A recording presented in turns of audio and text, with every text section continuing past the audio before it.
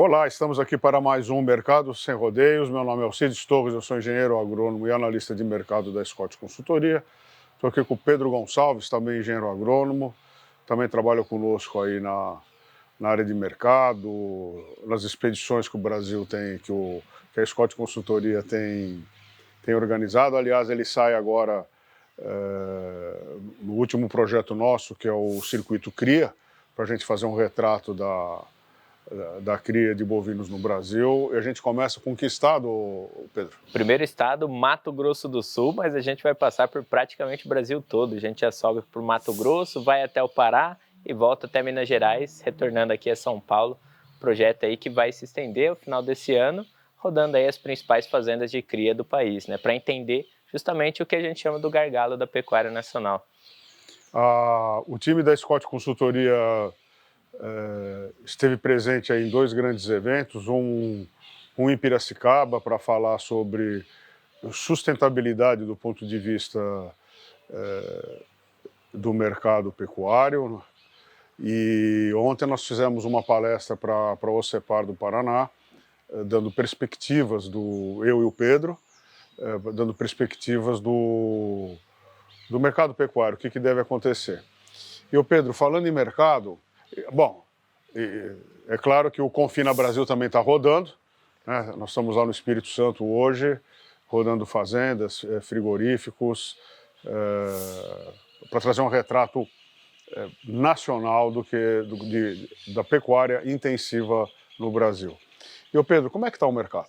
Mercado bastante dinâmico, foi uma das coisas que a gente trouxe, né, durante o evento da OCEPAR, né, do sistema OCEPAR, e até dando exemplo do que aconteceu, quando eu montei a palestra, até estava brincando com o Scott, os preços trabalhavam aí mais próximos de R$270 por arroba, e hoje quando a gente vê, os preços já estão até 280, 285, segundo os dados da Scott Consultoria, isso para o boi China aqui em São Paulo, uma diferença aí de 5 até R$8 por boi comum, né, o ágio acontecendo. Quando a gente vê para o mercado futuro, a mesma situação. Em um dia, os negócios mais avançados que tinham, né, até o de janeiro ali, preços a 285, 280, e agora a gente já tem um fechamento mais próximo até dos R$300 por arroba para janeiro de 2025. Então o mercado voltou a ser volátil, né, Scott? Mercado super volátil, então tem que acompanhar o mercado regularmente. A gente sabe que todos os fazendeiros têm as suas próprias fontes de informação, isso precisa ser consultado, é a nossa recomendação, mesmo porque a gente tem variações extremas. Tem gente oferecendo R$280 pela arroba e tem gente oferecendo R$300 pela arroba do boi gordo. Tá? É claro que isso vai depender de características singulares, né, de cada atividade, mas esse é o intervalo. Isso nos diz que a volatilidade está alta. Tá? E você está me dizendo que o preço das fêmeas de novilha e de vaca subiram com mais intensidade. Isso é uma evidência de que a oferta desse tipo de bovino diminuiu em relação ao boi gordo. E como é que está a reposição, Pedro? Reposição trabalha em um cenário um pouco mais de estabilidade em relação ao que a gente está vendo para o mercado do boi gordo. Se for considerar, a gente já está com 15 semanas, 17 semanas de alta para o boi gordo, enquanto a reposição trabalha num cenário um pouco mais de estabilidade, porém com variações positivas na maior parte das categorias. Nós vemos aí o boi magro, né, negociado mais na faixa dos R$3.000, R$3.100 a cabeça, enquanto aí o bezerro, né, o mais barato, mais leve deles, né, de 6 arrobas e meio, negociado a R$2.000, R$2.200 aqui em São Paulo, nessa faixa, porém já começa a dar aquele sinal de valorização daquilo que a gente estava vendo no comparativo anual. Esses últimos 2 meses, né, na média mensal, todas as categorias de reposição tiveram alta em relação aos meses pares do ano anterior. Ou seja, a reposição começa a dar sinais de recuperação ao que a gente estava vivendo nesse último período, né, Scott? Nós abatemos uma quantidade muito grande de fêmeas no ano passado, em 2023. Abatemos muitas fêmeas ainda no primeiro semestre de 2024. E o resultado é esse, né? Chega um momento em que o sistema não é que entra em colapso, mas as ofertas diminuem e os preços sobem. Aliás, eu penso, viu, Pedro, que a cotação dos bovinos de reposição só não seguiu o mesmo ritmo do boi gordo por causa dessa seca tremenda, dessa queda de umidade relativa do ar, etc. Isso tudo, eu não consigo fazer a troca, embora a relação de troca seja favorável ao comprador, mas a gente não tinha onde pôr esse gato. Então, o volume comprado ele vem mais lento. Ou seja, isso aí é ancestral, né? A gente precisa ter reserva de comida na fazenda, ou através de silagem, ou através de pasto diferido, ou tecidos para armazenar suplementos tipo farelos, grãos, etc. Tá? Mas isso é fácil falar e custa caro para fazer, não é?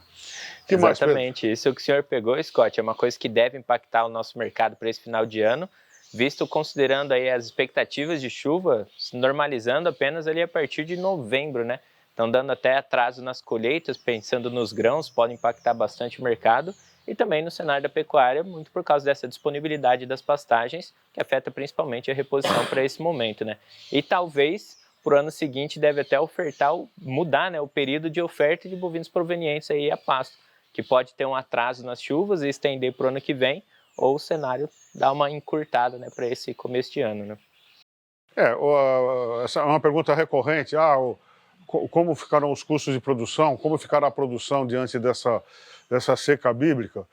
Bom, evidentemente, já que, puxa vida, nós estamos já caminhando para metade dos primeiros 5 dias de outubro e nada de chuva, não é? Em algumas regiões. Algumas regiões já choveu, mas nada que dê suspiro de alívio, não é? Então a gente deve ter a janela de semeadura dos grãos encurtados, nós vamos ter aí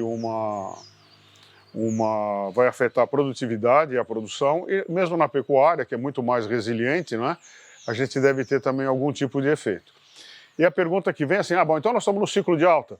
Dentro do ciclo anual, sim, mas dentro do ciclo plurianual a gente precisa esperar mais um pouquinho para fazer essa afirmação.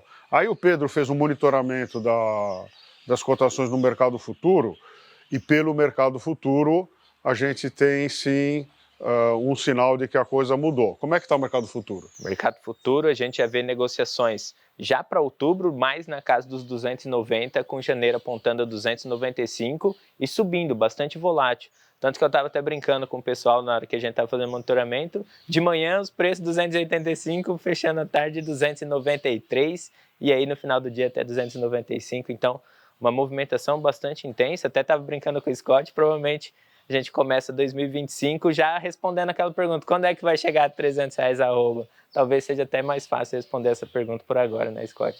Olha, dizer o valor, né, essa é uma ansiedade geral, mas difícil dizer. O que a gente pode desenhar hoje, tá, que as notícias de mercado, em função da volatilidade, elas têm um curto período de vida útil, não é? O mercado está bem comprador, tá? Está comprador para o boi terminado e está comprador para os bovinos de reposição.